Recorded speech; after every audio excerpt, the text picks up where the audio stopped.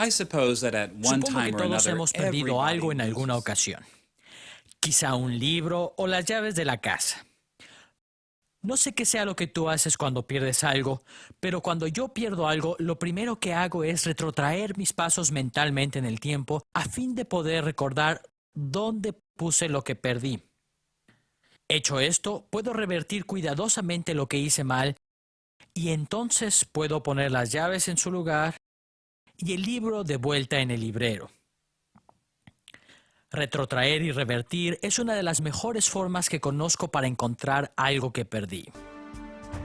Hemos titulado esta lección Al encuentro del paraíso perdido, y en ella concentraremos nuestra atención en Génesis capítulo 2 versículo 4 al capítulo 3 versículo 24, es decir, la historia del pecado de Adán y Eva en el huerto del Edén. Veremos que Moisés escribió acerca de cómo fue que Adán y Eva perdieron el paraíso a fin de estimular a Israel a analizar y a revertir los pasos que Adán y Eva dieron en el huerto del Edén. Solamente después de aprender de esta historia, Israel podría encontrar nuevamente el paraíso.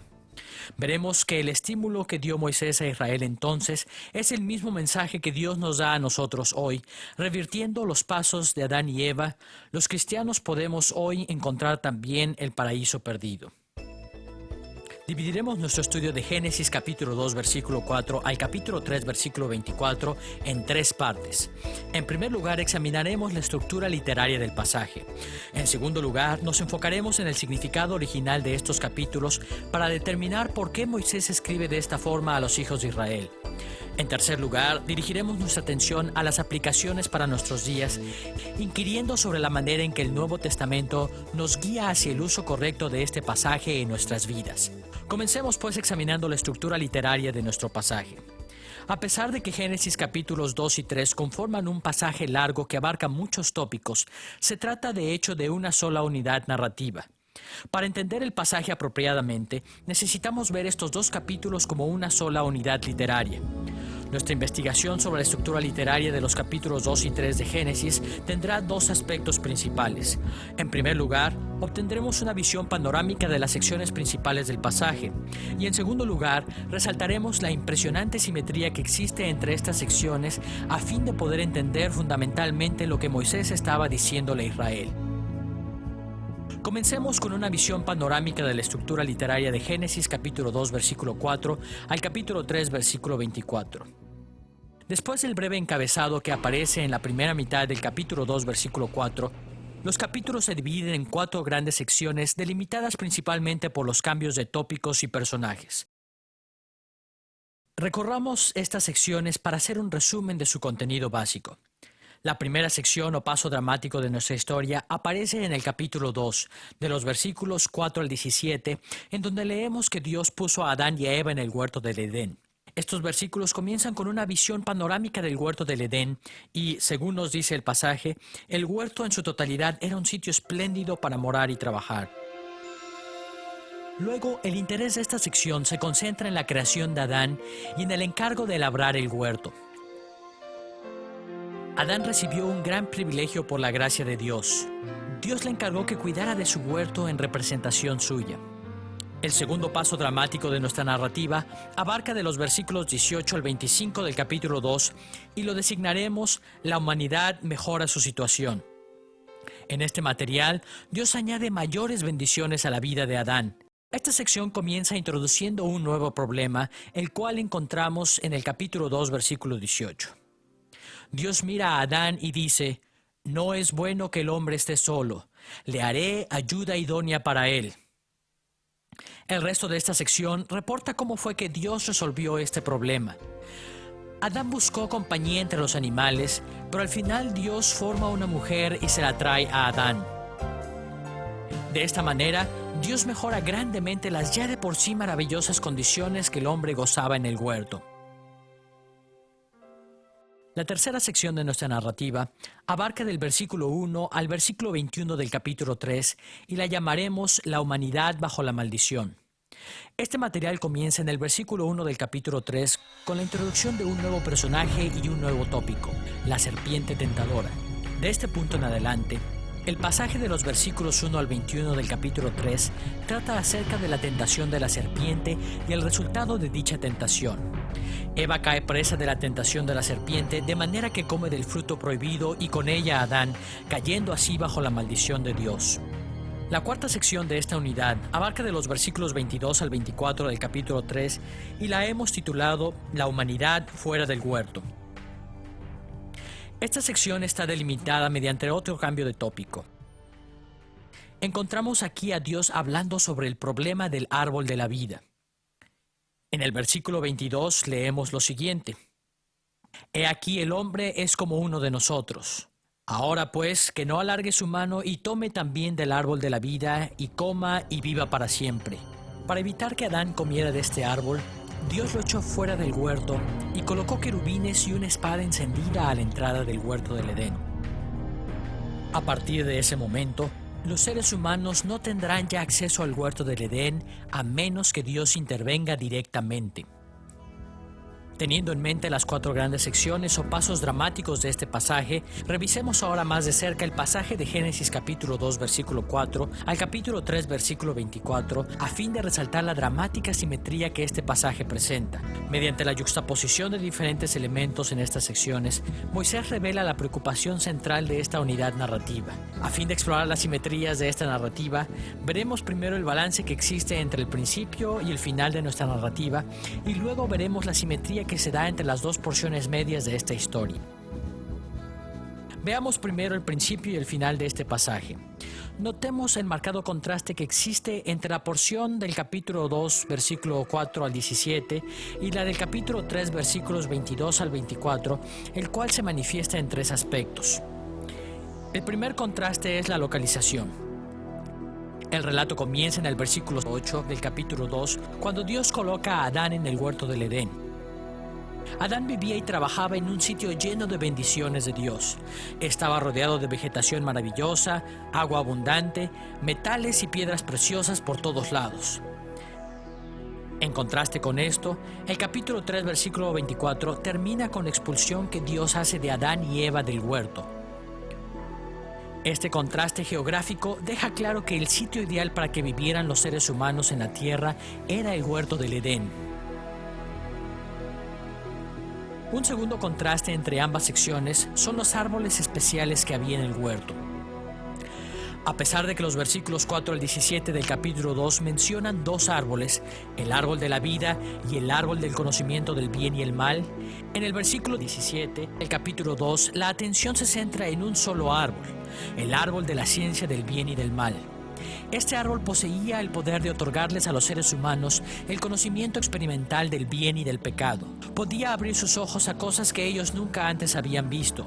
En contraste con esto, al final de la narrativa, Dios ya no está preocupado con el árbol del conocimiento del bien y el mal, sino exclusivamente con el árbol de la vida. Este árbol tenía el poder de darle a los seres humanos vida eterna. Pero Dios expulsa a Adán del lugar que da acceso a este árbol. Este contraste deja claro que ese libre acceso al huerto y a sus bendiciones que alguna vez tuvo la humanidad se había perdido, en tanto que Dios no decretara lo contrario. Un tercer contraste entre el principio y el final de nuestra narrativa es la comisión dada a la humanidad. En el capítulo 2, versículo 15, la primera sección reporta que Dios comisionó a Adán para que realizara una labor en el huerto, gozando de bendición y sin dolor ni adversidad. Sin embargo, en el capítulo 3, versículo 23, Dios expulsa a Adán y a Eva del huerto y los condena a que su trabajo sea gravoso fuera del huerto. Este contraste provee también una perspectiva esencial de la historia. No solamente perdió la humanidad la vida maravillosa en el Edén, sino que también fue condenada a sufrir adversidad mientras esté fuera del huerto. Estos tres contrastes entre la apertura y el cierre del pasaje de Génesis capítulos 2 y 3 enfocan nuestra atención a algunos de los aspectos más vitales de esta narrativa. Moisés escribió acerca de un gran cambio en la condición humana acontecido en los tiempos primigenios. Originalmente, Dios había ordenado que los seres humanos vivieran en su huerto, pero el pecado de Adán y Eva los condenó a adversidad y problemas y los separó del árbol que da la vida eterna.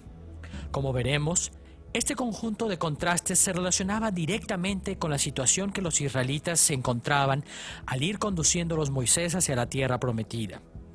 Los israelitas habían estado lejos del Edén cuando sufrieron bajo la cruel esclavitud en Egipto y necesitaban volver a alcanzar las bendiciones que Dios proveyó en el huerto del Edén. Teniendo en mente el contraste simétrico de las partes exteriores de la historia, vayamos ahora a las porciones centrales de la historia, es decir, las porciones del capítulo 2 versículos 18 al 25 y del capítulo 3 versículos 1 al 21. Estas dos secciones internas llenan el vacío entre el principio y el final, formando su propio conjunto de simetrías contrastantes por lo menos de tres maneras. Uno de los contrastes se enfoca en la relación de la humanidad con Dios. En la segunda sección encontramos una relación armoniosa entre Adán y Dios. En el capítulo 2, versículo 18, Dios expresa su preocupación por él y le trae una compañera perfecta como pareja. El cuadro representado es que Dios y la raza humana gozaban de intimidad y estaban en paz. Sin embargo, en la tercera porción de la narrativa, la desarmonía reemplaza la armonía que existía originalmente entre Dios y la humanidad. Adán y Eva desobedecen el mandamiento y en el capítulo 3, versículo 8, se esconden de Dios y Dios habla airadamente en contra de Adán y Eva. Un segundo contraste existe entre las relaciones humanas. En el segundo paso dramático, en el capítulo 2, versículos 18 al 25, Adán y Eva se encontraban en un perfecto éxtasis.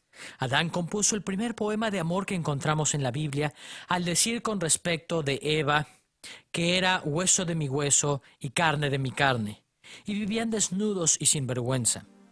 En contraste con esto, en el capítulo 3, versículo 16, Dios pronuncia una maldición sobre esta relación, declarando que la rencilla persistiría entre el hombre y la mujer.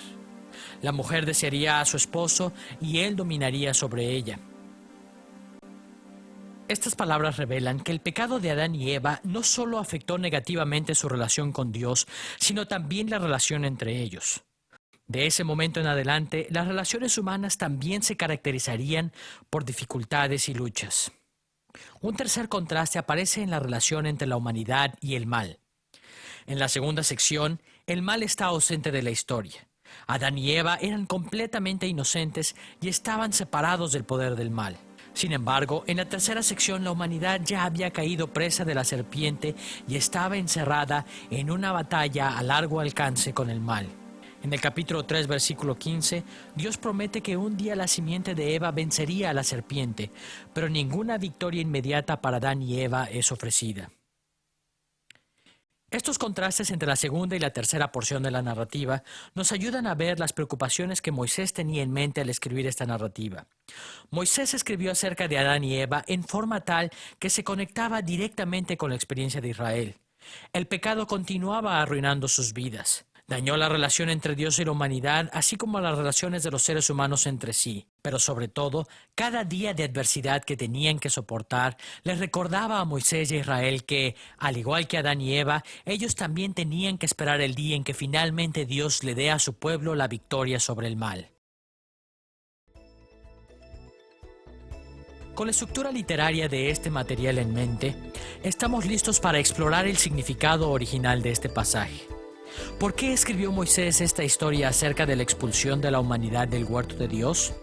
¿Qué mensaje le quería comunicar Moisés a la nación de Israel al ir conduciéndolos a la tierra prometida? Podemos estar seguros de que fundamentalmente Moisés escribió para enseñarles a los israelitas algunos temas teológicos al ir guiándolos rumbo a la tierra prometida. Les enseñó acerca del origen, la naturaleza y el resultado del pecado en el mundo.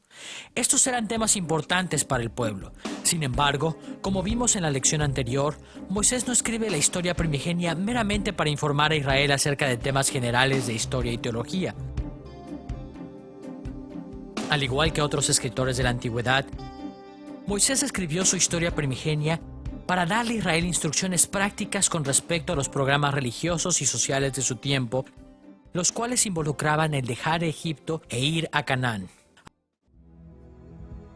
A fin de poder entender cómo fue que Moisés conectó la historia primigenia del huerto del Edén con la conquista de Canaán a cargo de los israelitas, veremos tres elementos de la historia. Primero, el cuadro que Moisés pinta del huerto del Edén.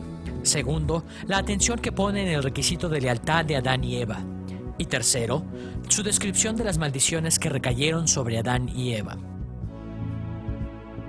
La descripción que Moisés hace del huerto es tan compleja que deja sin responder muchas de las preguntas de nuestra curiosidad moderna acerca del Edén.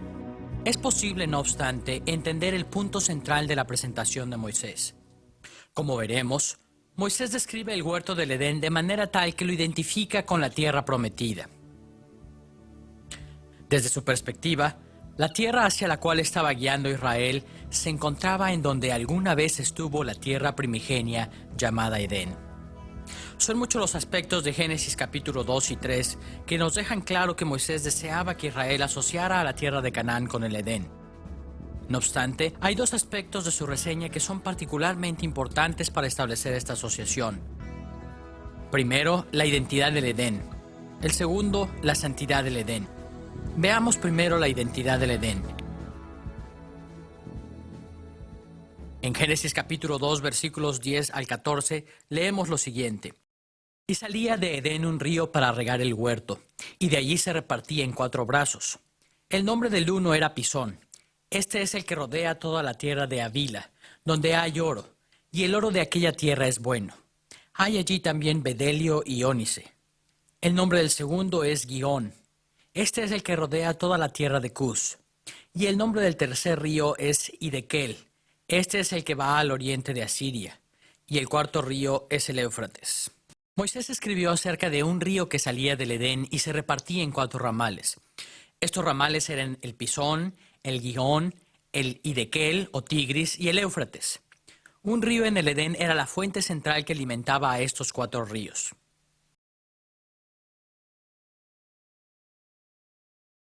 Al explorar la descripción que Moisés hace, debemos recordar que a lo largo del tiempo han habido muchos cambios en la geografía de nuestro planeta desde el principio del mundo. Ya para el tiempo de Moisés, tal fuente central de agua que alimentaba a los 4 ríos había desaparecido.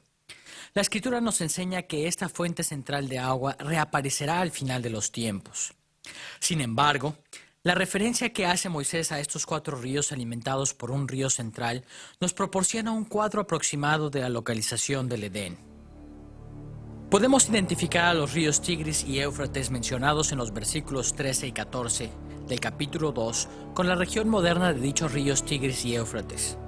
El hecho de que Génesis mencione estos ríos ha llevado a la mayoría de los intérpretes modernos a pensar que Génesis concuerda con la mitología babilónica y que el Edén estaba localizado en la región de Mesopotamia. En el lenguaje babilónico, Edén significa planicie o llano, término que corresponde a la descripción de la región baja del Tigris y el Éufrates. No obstante, Edén en hebreo significa sitio agradable o placentero, y no planicie. De manera que Moisés no estaba usando la palabra babilónica en absoluto. Aunque Moisés usó una palabra hebrea homófona, su concepto de lugar no era el mismo. De hecho, el relato de Génesis establece explícitamente que el Edén no estaba limitado a Mesopotamia. Como vimos en Génesis capítulo 2, versículo 10, el Tigris y el Éufrates fluían de un gran río que estaba localizado en el Edén. Leemos en el versículo 10, y salía de Edén un río para regar el huerto, y de allí se repartía en 4 brazos. Lo que este pasaje ilustra es que el río en el Edén alimentaba al Tigris y al Éufrates, no que el Edén estaba limitado a la región del Tigris y el Éufrates. Moisés mencionó al Tigris y el Éufrates a fin de proveer una orientación general del extremo este del Edén. Los grandes ríos en el este marcaban el límite de la frontera oriental de la región del Edén. Este punto de vista se confirma en vista de la localización de los otros ríos mencionados en Génesis capítulo 2. En el capítulo 2, versículo 11, Moisés menciona otros 2 ríos. Dice que el río del Edén alimentaba al Pisón, el cual rodea la tierra de Havila, y también el río Gihón, que rodea la tierra de Cus. En el Antiguo Testamento, las tierras de Havila y Cus se asocian frecuentemente con la región de Egipto. No podemos estar seguros precisamente cómo entendía Moisés la relación de estos 2 ríos con el gran río Nilo, pero podemos decir con seguridad que señala a la región noreste de Egipto como la frontera oeste del Edén. Vemos entonces que, según lo entendía Moisés, el Edén no era un lugar pequeño. Era una gran superficie que se extendía desde el Tigris y el Éufrates hasta donde actualmente se localiza el sur de Turquía y hasta el borde de Egipto, casi toda la región conocida como la Creciente Fértil. Dentro de este gran territorio se encontraba el Huerto del Edén, la pieza central del gran territorio del Edén. Parecería en principio que la identificación que Moisés hace del Edén con la Creciente Fértil no es muy significativa, pero en realidad es crucial para entender la importancia que el Edén tenía para Israel cuando Moisés estaba escribiendo el libro de Génesis.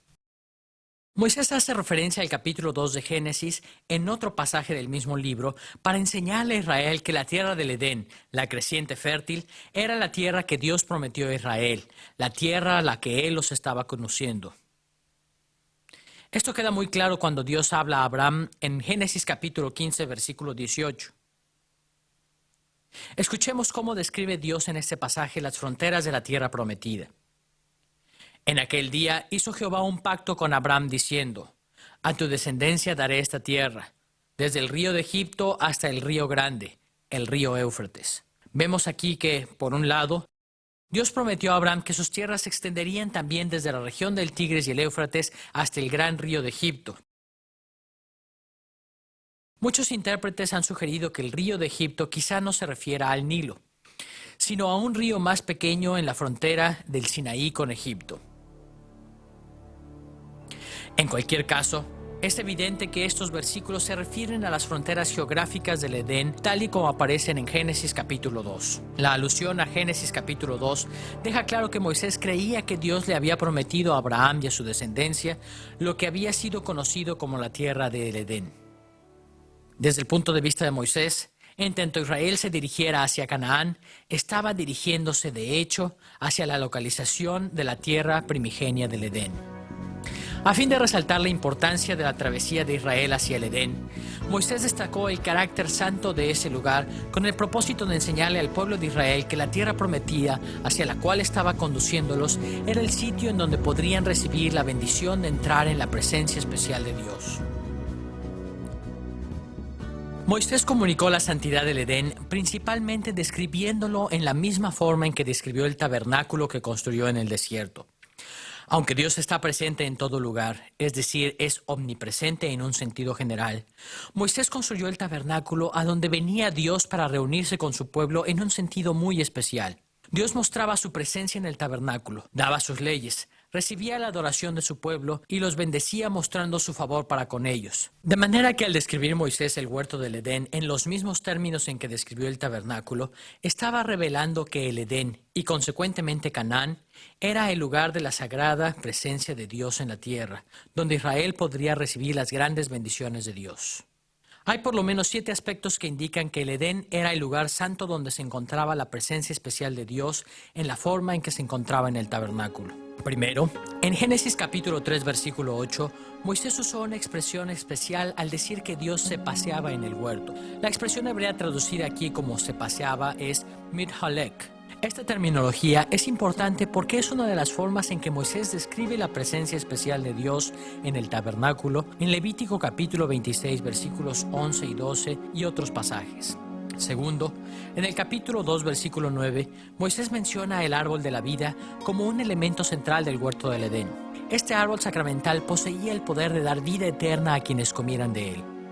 Aunque la Biblia no dice esto explícitamente, la investigación arqueológica reciente ha notado que en muchos sitios en el mundo antiguo había imágenes estilizadas del árbol de la vida en los lugares sagrados. Esta evidencia apunta fuertemente a la interpretación según la cual el menorá, el candelero de los 7 brazos del tabernáculo de Moisés, era muy probablemente una representación estilizada del árbol de la vida. De esta manera, se demuestra que el huerto del Edén era originalmente el lugar sagrado sobre la tierra. Un tercer aspecto que Moisés destacó acerca de la santidad del Edén fue su interés en el oro y en el ónice de la región. En el capítulo 2, versículos 12 y 13, encontramos que la región del Edén era abundante en oro y ónice. Como era de esperarse, Éxodo capítulos 25 al 40 mencionan al oro y al ónice como elementos importantes para la construcción del tabernáculo. Una cuarta conexión entre el huerto del Edén y el tabernáculo es la presencia de querubines. De acuerdo con Génesis capítulo 2 versículo 24, Dios puso querubines en el huerto del Edén para vigilar el acceso al árbol de la vida. De manera similar, los querubines aparecen en las decoraciones del tabernáculo en pasajes como Éxodo capítulo 25 versículo 18 y capítulo 37 versículo 9. Estos querubines le recordaban a Israel no solamente los ángeles en el cielo, sino también los ángeles que estaban presentes en el santo huerto del Edén. Quinto, como leemos en el capítulo 3 versículo 24, la entrada al Edén estaba localizada al este, es decir, en el extremo oriente. Este dato podría parecer insignificante hasta que nos damos cuenta de que, como en la mayoría de los templos del antiguo Medio Oriente, la entrada del tabernáculo estaba también del lado oriental, de acuerdo con Éxodo capítulo 27, versículo 13 y muchos otros pasajes. Una vez más, el Edén es presentado como la santa morada de Dios. Sexto, Moisés habló del servicio que Adán realizaba en el Edén en palabras semejantes a las que usó en otro lugar para referirse al servicio levítico en el tabernáculo. En el capítulo 2, versículo 15, Moisés describe las responsabilidades que Adán tenía en el Edén de la siguiente manera. Tomó pues Jehová Dios al hombre y lo puso en el huerto de Edén para que lo labrara y lo guardase. Estos términos vuelven a aparecer juntos solamente en Números capítulo 3 versículos 7 y 8 y capítulo 8 versículo 26, en donde Moisés describe el trabajo de los levitas en el tabernáculo, usando las mismas expresiones. Adán y Eva servían como sacerdotes en el huerto del Edén. Séptimo, es significativo que la formación del huerto del Edén se llevó a cabo después de los 6 días de la creación. Como vimos en la lección anterior, los 6 días de creación llegaron a su clímax con la observancia sabática de Dios en Génesis capítulo 2 versículos 1 al 3. Resulta muy interesante el hecho de que, conforme a Éxodo capítulo 24 versículos 16 en adelante, Moisés haya pasado 6 días en el monte con Dios y que Dios le haya dado las instrucciones para construir el tabernáculo en el 7º día. Estas 7 características del Edén nos muestran que Moisés consideraba al huerto del Edén como un lugar tan santo como el tabernáculo. Allí se encontraba la presencia especial de Dios en el mundo. Estar en ese sitio era estar cerca de las bendiciones de Dios. Ahora bien, como ya hemos visto, Moisés también creía que en Canaán había estado el Edén. Consecuentemente, al enfocarse en el carácter santo del Edén, Moisés también estaba llamando la atención al carácter santo de Canaán.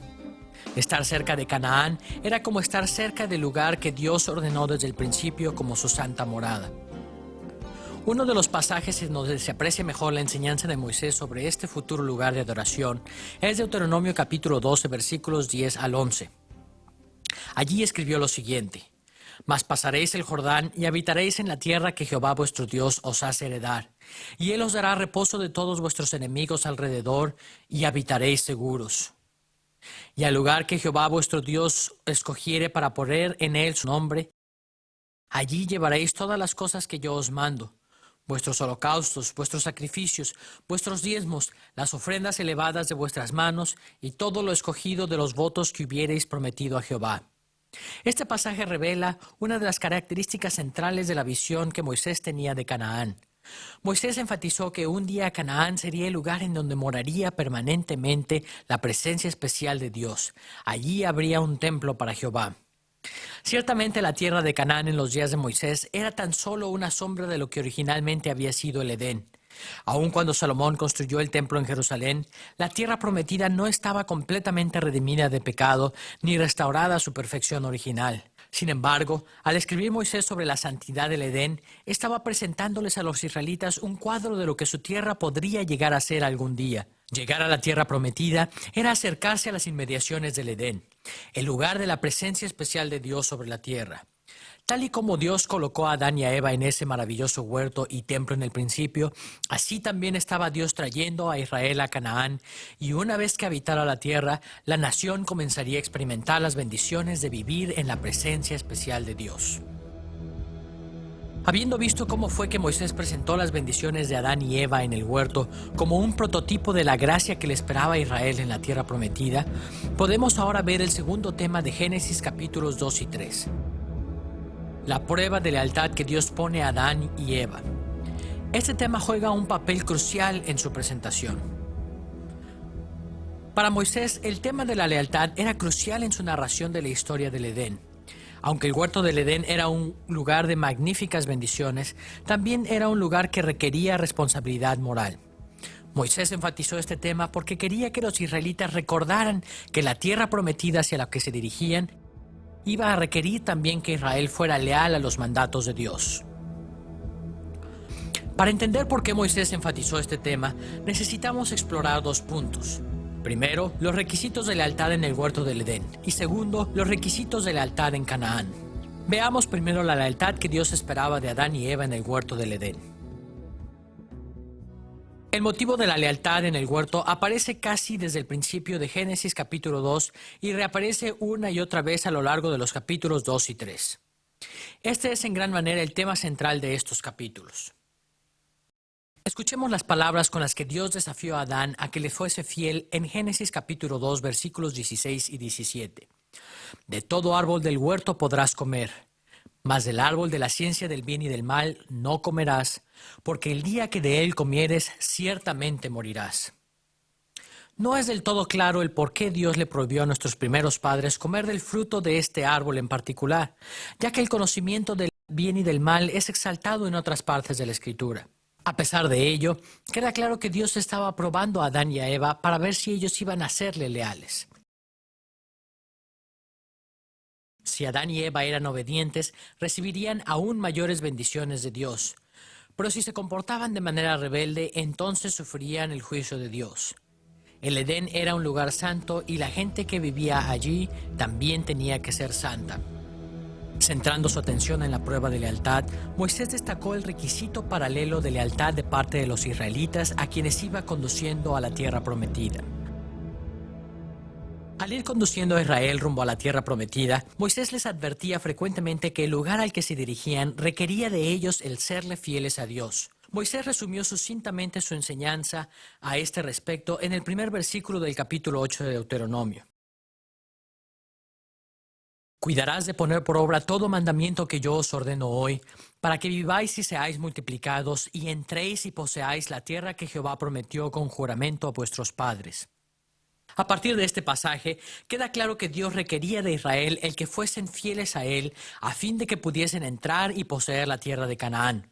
De hecho, a lo largo de todo el peregrinar de la nación en el desierto, Dios probó a los israelitas para enseñarles cómo ser santos.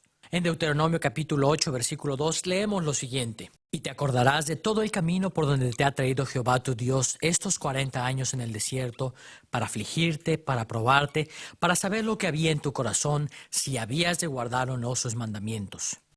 Más aún, Moisés también les deja claro que una vez que llegasen a la Tierra Santa, la nación de Israel tendría que permanecer fiel a Dios o si no perderían estos privilegios. Veamos la manera en que él lo expresa en Deuteronomio capítulo 8 versículos 10 al 20. Y comerás y te saciarás y bendecirás a Jehová tu Dios por la buena tierra que te habrá dado. Cuídate de no olvidarte de Jehová tu Dios para cumplir sus mandamientos, sus decretos y sus estatutos que yo te ordeno hoy.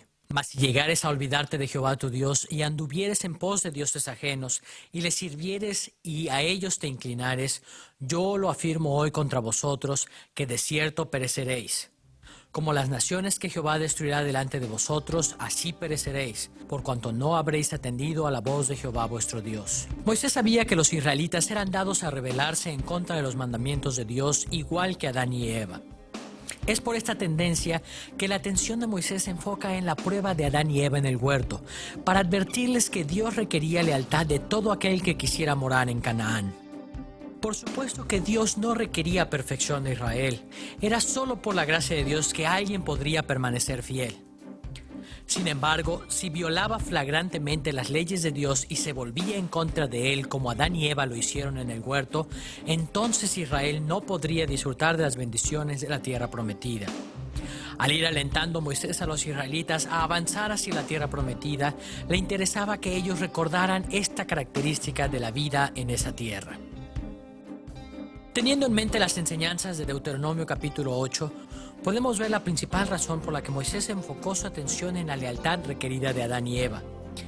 Enfatizó este asunto para inspirar a los israelitas a revertir lo que Adán y Eva habían hecho, siendo ellos fieles a los mandamientos de Dios. Adán y Eva fueron probados en el huerto y fueron echados fuera a causa de su pecado. En los días de Moisés, todavía Israel se encontraba fuera del huerto del Edén, pero Dios los probó para preparar a la nación para que volviese a entrar al Edén, a morar allí gozando de las bendiciones de Dios. Vemos entonces que Moisés escribió sobre la prueba de lealtad en el huerto del Edén, no solo para explicar lo que había ocurrido mucho tiempo atrás, en los tiempos primigenios de Adán y Eva, sino también para explicar lo que estaba sucediendo en su época. Dios estaba ofreciéndole a Israel la bendición maravillosa de vivir en el huerto del Edén. Sin embargo, al igual que con Adán y Eva, ellos no podrían disfrutar de estas bendiciones a menos que fueran leales a Dios. Moisés estaba llamando a Israel a vivir por la fe como un pueblo santo, completamente dedicado a los mandamientos de Dios. Solo entonces podrían ellos alentar la esperanza de entrar en la tierra y permanecer en ella en paz.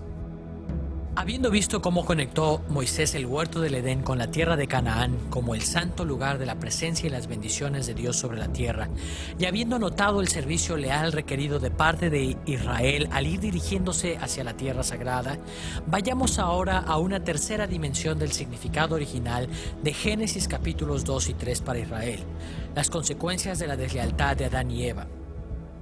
Para darnos cuenta de las consecuencias de la infidelidad en el huerto, veremos las tres consecuencias del pecado de Adán y Eva: muerte, sufrimiento y exclusión. En primer lugar, Moisés explica que Dios amenazó a Adán y a Eva con la muerte como consecuencia de su pecado. Este tema aparece por primera vez en la advertencia que Dios hace a Adán en Génesis capítulo 2, versículo 17. Allí dijo Dios: «Mas del árbol de la ciencia del bien y del mal no comerás, porque el día que de él comieres ciertamente morirás».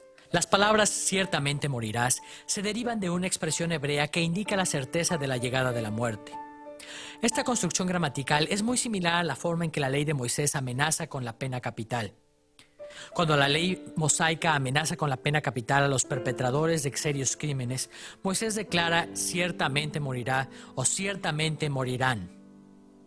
El contenido legal de estos pasajes sugiere enfáticamente que estas expresiones eran fórmulas para declarar una sentencia de muerte. Dios no estaba diciendo que Adán y Eva iban a morir inmediatamente, sino que la muerte sería la consecuencia cierta del pecado. A la luz de esto, podemos entender la amenaza de muerte que Dios hace a Adán en Génesis capítulo 2, versículo 17, como diciendo que Adán quedaría bajo sentencia de muerte. Estaría condenado a morir. Moisés escribió sobre la consecuencia del pecado de Adán para explicar cómo entró la muerte a este mundo, pero su propósito también estaba relacionado más directamente con la experiencia de los israelitas a quienes escribió. Ellos estaban familiarizados con la muerte. Los lectores de Moisés habían visto morir en el desierto a la mayor parte de la primera generación que había salido de Egipto a causa de su rebelión contra Dios. Tal y como Moisés escribió en Números capítulo 26, versículo 65, Jehová había dicho de ellos: morirán en el desierto, y no quedó varón de ellos, sino Caleb, hijo de Jefoné, y Josué, hijo de Nun. Una vez más vemos que el uso de las palabras «ciertamente morirán» alude a la ley de Moisés y al relato de Adán y Eva en el huerto. A este respecto, al oír los israelitas la historia de Adán y Eva, podían conectar su experiencia de muerte en el desierto con la violación del mandato de Dios que cometieron Adán y Eva. La consecuencia de la infidelidad al mandato de Dios en el Edén había sido una sentencia de muerte para los primeros padres de la humanidad, y la misma sentencia seguía vigente sobre aquellos israelitas que también demostraran ser severamente infieles a los mandatos de Dios en esa época. Cuando leemos el relato de Génesis, queda claro que la muerte no sobrevino inmediatamente sobre Adán y Eva. Dios condena a Adán y a Eva a una existencia caracterizada por el sufrimiento. Por un lado, en Génesis capítulo 3, versículo 16, leemos que a la mujer dijo: «Multiplicaré en gran manera los dolores en tus preñeces, con dolor darás a luz los hijos». Por otro lado, Dios también afligió a Adán con una vida de sufrimiento. Leemos las palabras que Dios dice a Adán en Génesis capítulo 3, versículo 17. «Maldita será la tierra por tu causa, con dolor comerás de ella todos los días de tu vida». De todas las cosas que Moisés podría haber dicho sobre las consecuencias del pecado en el Edén, este enfoque en la dualidad del dolor humano encajaba bien con su propósito al escribir estos relatos a Israel. Ellos habían experimentado la clase de sufrimientos mencionados al haber estado fuera de la tierra de Canaán. Pero oigamos la manera en que Moisés describe la vida en la tierra prometida. En Deuteronomio capítulo 11, versículos 10 al 12, leemos lo siguiente.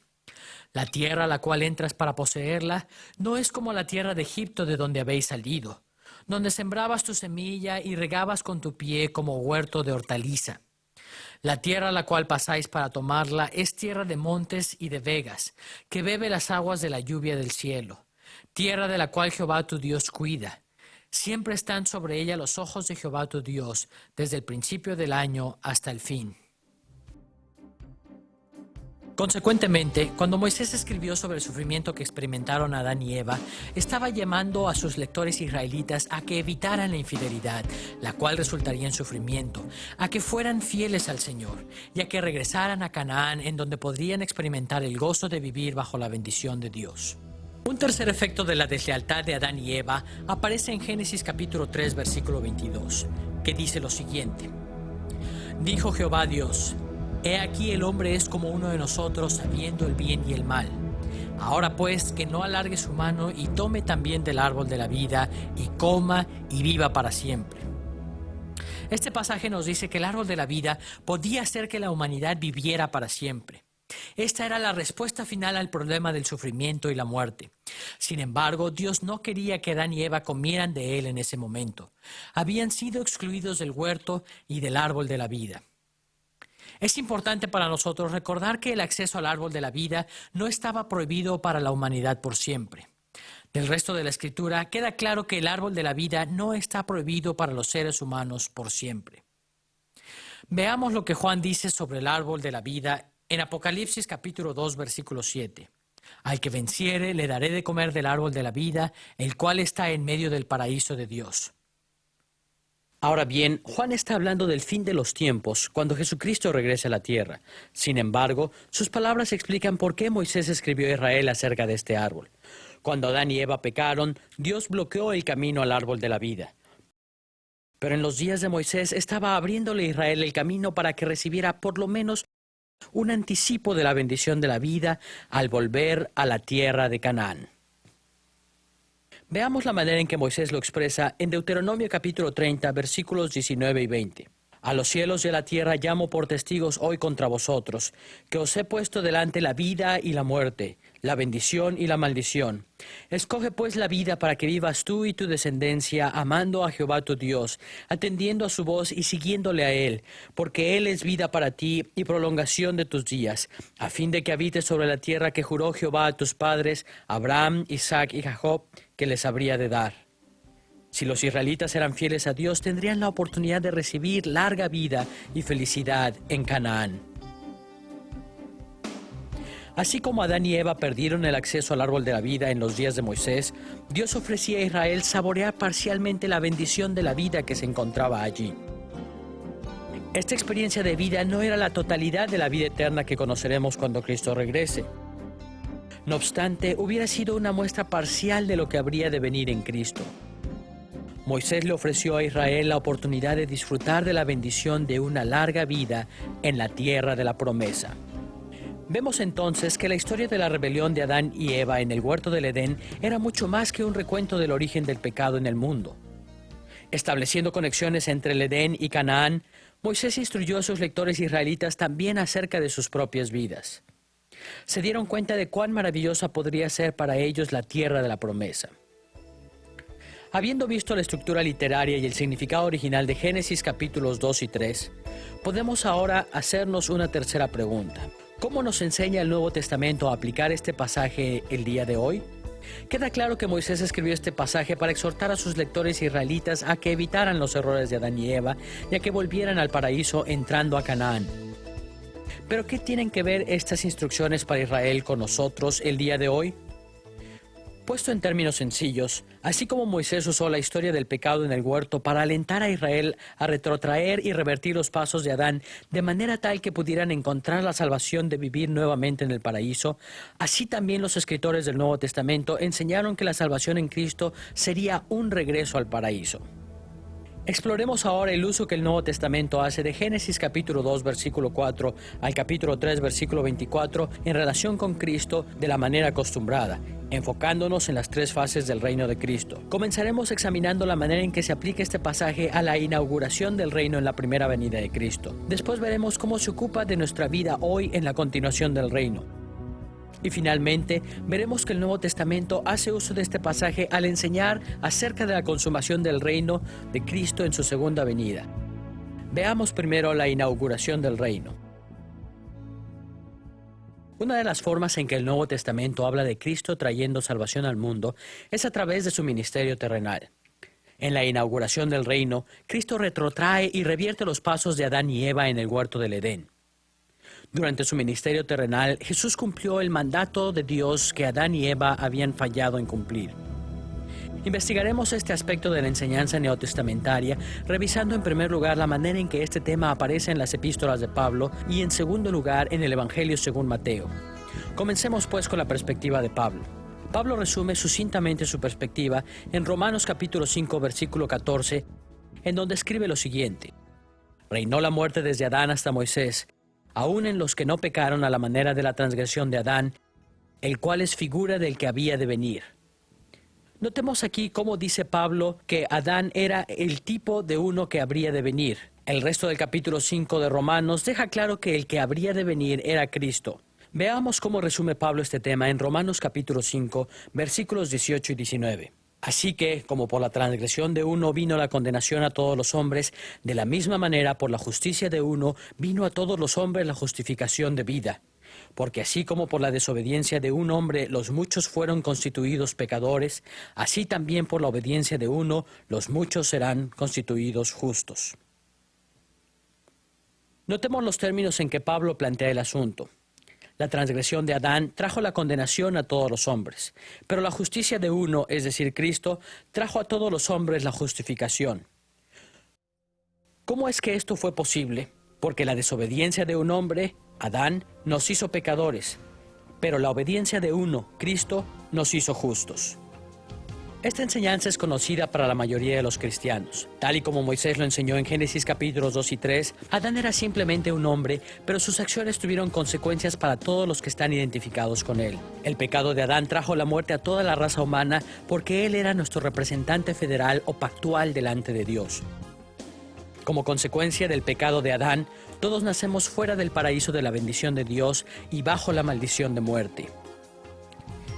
De la misma manera, el Nuevo Testamento nos enseña que Cristo es el representante federal o pactual de todos aquellos que tienen fe en Él. No obstante, en contraste con la desobediencia de Adán, Cristo obedeció a Dios y trajo así justificación y vida a todos los que son contados con Él. De esta enseñanza aprendemos algo muy importante acerca de la aplicación de la historia del pecado de Adán a nuestras vidas. La única forma en que el paraíso perdido puede ser reencontrado es mediante la justa obediencia de Cristo. No podemos entrar al paraíso de la salvación presentándonos delante de Dios por nosotros mismos. Aquel que hubiera de representarnos tenía que ser absolutamente perfecto en todo para poder entrar al paraíso antes que nosotros. Encontramos la salvación de la vida eterna delante de la presencia de Dios solo porque Cristo, nuestro representante, fue completamente obediente al Padre. Durante su ministerio terrenal, Jesús se hizo merecedor de entrar al paraíso y solo aquellos que ponen su fe en Él pueden entrar con Él. Otros escritores del Nuevo Testamento comparten la analogía que Pablo hace entre Adán y Cristo. Veamos cómo es que aparece este tema en el Evangelio según San Mateo. Mateo, en particular, enfocó su atención en cómo Cristo retrotrajo y revirtió el pecado de Adán en su relato de la tentación de Jesús en Mateo capítulo 4, versículos 1 al 11, cuyo pasaje paralelo se encuentra en Lucas capítulo 4, versículos 1 al 13. La historia de la tentación de Cristo guarda una variedad de paralelismos tanto con la experiencia de Adán y Eva en el huerto como con el reto que Moisés hace a los israelitas al escribirles acerca de Adán y Eva. En primer lugar, la localización de la tentación de Cristo lo conecta con Israel cuando iba siguiendo a Moisés. De acuerdo con Mateo capítulo 4 versículo 1, Jesús fue llevado por el Espíritu al desierto, tal y como Dios llevó a Israel al desierto. Fue en el desierto que Dios probó a Israel para ver si sería obediente. Así también Cristo fue probado en el desierto. En segundo lugar, el lapso de tiempo que pasó Jesús en el desierto es paralelo al de la experiencia de Israel. Así como Israel pasó 40 años en el desierto, de acuerdo con Mateo capítulo 4 versículo 2, Cristo pasó 40 días en el desierto. En tercer lugar, el hambre fue una característica importante en la tentación de Cristo. En Mateo capítulo 4, Satanás tienta a Cristo para que convierta las piedras en pan. Esta dimensión de la tentación de Cristo es paralela con la prueba de Israel con respecto al agua y al alimento en el desierto. En cuarto lugar, Jesús mismo conectó su experiencia con la prueba de Israel en el desierto en la forma en que usó las Escrituras. En Mateo capítulo 4, versículo 4, Jesús cita Deuteronomio capítulo 8, versículo 3. En Mateo capítulo 4, versículo 7, cita Deuteronomio capítulo 6, versículo 16. Y en Mateo capítulo 4, versículo 10, hizo referencia a Deuteronomio capítulo 6, versículo 13. Cada uno de estos pasajes del Antiguo Testamento provienen de pasajes en donde Moisés describe las pruebas de Israel en el desierto. Al citar estos pasajes, Jesús conectaba directamente su experiencia con la del pueblo de Israel. Vemos entonces que la narración que hace Mateo de la tentación de Cristo se conecta con el mensaje que Moisés dio originalmente a Israel en Génesis capítulos 2 y 3. A través de este acto de obediencia, Jesús triunfó en donde antes habían fallado tanto Adán como Israel. Cristo fue fiel a los mandamientos de Dios. Esta es la razón por la que Jesús pronunció aquellas palabras tan bien conocidas en Lucas capítulo 23, versículo 43. Y así como Israel enfrentó sus pruebas en el desierto para prepararse para entrar en el paraíso de Canaán, Lucas capítulo 23, versículo 43 nos dice que Jesús, estando en la cruz, le dijo al ladrón arrepentido estas palabras: de cierto te digo que hoy estarás conmigo en el paraíso. La recompensa de Cristo por su fidelidad fue la entrada al paraíso. Vemos así que el Nuevo Testamento asocia la tentación de Adán y Eva, al igual que las pruebas de Israel en el desierto, con la inauguración del reino de Cristo en su ministerio terrenal. Cristo fue el postrer Adán que triunfó en donde el primer Adán falló. Además, Cristo venció la tentación en el desierto en la cual Israel fracasó, y por esta razón Él entró al paraíso eterno. Ahora que hemos visto cómo relaciona el Nuevo Testamento el relato que Moisés hace de Adán y Eva en el huerto con la primera venida de Cristo, pasemos a la segunda pregunta. ¿Cómo aplica el Nuevo Testamento estos principios a la continuación del reino, al tiempo en que vivimos? Aunque son varios los pasajes del Nuevo Testamento que destacan a este respecto, solamente examinaremos dos de ellos. Primero, el enfoque que hace Pablo de estos capítulos de Génesis, y segundo, la forma en que Santiago escribe sobre estos asuntos. Veamos primero las palabras de Pablo en 2 Corintios capítulo 11, versículo 3. Pero temo que como la serpiente con su astucia engañó a Eva, vuestros sentidos sean de alguna manera extraviados de la sincera fidelidad a Cristo. Pablo sigue adelante en este capítulo explicando su profunda preocupación de que los corintios estuviesen volviéndose a otro evangelio. Vemos aquí que Pablo apeló al ejemplo negativo de Eva para advertir a los corintios en contra de que cayeran en la peor clase de deslealtad, darle la espalda al verdadero evangelio de Cristo.